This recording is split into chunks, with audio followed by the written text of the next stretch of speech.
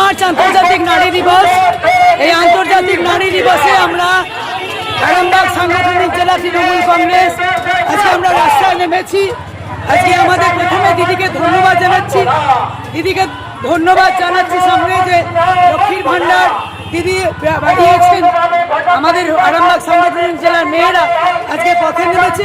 আবার একদিকে দেখতে পাচ্ছেন আমরা থালা বাজিয়ে আমরা প্রতিবাদ জানাচ্ছি কেন্দ্রের সরকার যেভাবে গ্যাসের দাম বৃদ্ধি করেছে।